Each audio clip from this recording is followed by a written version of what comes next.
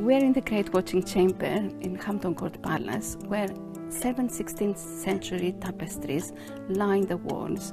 This is the first time smart technologies are used in a historic building to protect collections from increased light exposure.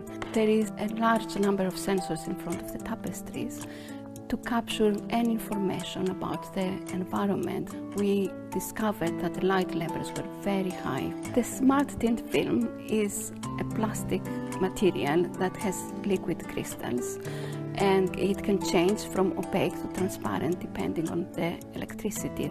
As this is a Grade 1 listed building, we could not use any fixtures on the historic fabric. We used lightweight aluminium frames.